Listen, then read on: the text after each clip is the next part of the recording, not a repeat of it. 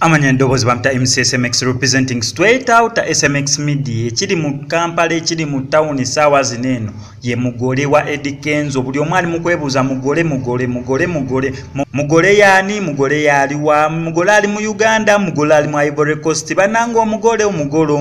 so buli omu kumumwa kuliko omugole yani Chineno no chivudde oluvanyuma lwa Eddie Kenzo okubeera nga releasinze akayimba akapya akamanyiddwa nga mugole neera akayimba kaneno kalungi gwe natana bakubeera nga bambi okafuna gendo downloading akayimba ka Eddie Kenzo akamanyikiddwa nga mugole ogenda beera nga otegeera ki abantu bategeeza kati na akayimba kafulumya abantu ne batandikirawo okwebuza bannange Eddie Kenzo omugole gwagamba yaliwa ali mu Uganda ali mu Ivory Coast wanga mu Ivory Coast eyo gyali lockdown ya musanga life eyinza okukyuka ye mu Ivory Coast n'abeera nga asobola okubeera nga setolingayo naye abantu kati kyebeebuuza omukyala yani tukimanyi bulungi nnyo Eddie Kenzo yagenda okuva waneno mu Uganda ng'akozeko interviews eziwerako naye nga bwe bamubuuza kati ki ekiddako after Remo okubeera nga yakuleseewo officially n'agenda ne Sebunya Hamuza Eddie Kenzo yagamba yes omukyala yamulina we yava waneno last interview gyakola bwe bamubuuza omukyala yani kubanga abantu oba abawala baali bayitiridde nnyo okubeera nga bamwepikira naye Eddie Kenzo mu bigambo bye yagamba omukyala gyali tanaba kubeera nga mutu aniveiringira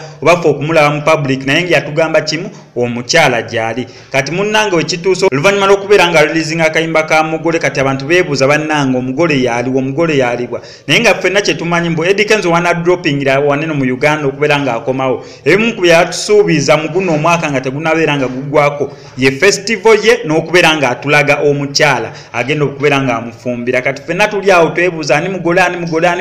naye kyetulina okukola kiri kimu kulinda paka Eddie Kenzo ng'akomyewo wano atuveiringire ani mugole tunaba bamukisa ne mu video twamulaba omugole gwali mu kutugambako wanabanga gwataddemu kubanga tulaba abayimbi bangi nga bateekamu bakyala baabwe oba si kyekyo ne bateekamu abawala virtually abafuuka bakyala baabwe twalaba Luna Kitooke omukyala gwe yateekamu mu luyimba lwa Kitooke yamala n'afuuka mukyala we ne tulaba abayimbi ba Diamond Platinum akosezaako ku bawala ne bafuuka bakyala be tomanya mu luno oluyimba Eddie Kenzo lwe yakoze olwa mugole Eddie Kenzo ayinza okumaliriza omuwala yenna gw'anaateeka mu video tomanya ayinza okubeera nga ye mugole gwatugambako if not n'omugole ayinza okubeera nga ye Rema Namakula kubanga Rema Namakula ne Amuza Sebunya batusuubiza embaga ayinza okubeera nga yabawadde akayimba k'embaga nga keyayise mugole kubanga okwanjwa kwaliwo ne tukulaba abantu ne boogera bingi simanya biliyoni emu yagudde wali biliyoni 2 simanya miliyoni mmeka abantu bayogera bingi nnyo ku kwanjula kwa Rema so kiri possible okubeera nga nera Eddie Kenzo yamaze oba bambi n'agamba omanyi kambayimbireyo akayimba k'embaga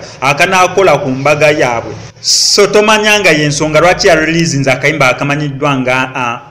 akamanyiddwa nga mugole so anyway possible kyonna kyekiri fe tulinze wanene ku SMX media okubeera nga tujja bayanjulira omugoye na Eddie Kenzo gwanavaayo n'asongako n'atulaga kyonna okola kiri kimu kusubscribing ano ku SMX media oleme kumisinga stories zonna wano ku SMX media ne follow up ku story ya Eddie Kenzo n'omugole yenna gwagenda okubeera nga atuleetera amanya eddoboozi nsigadde nze mu SMX representing straight out SMX media I sign out.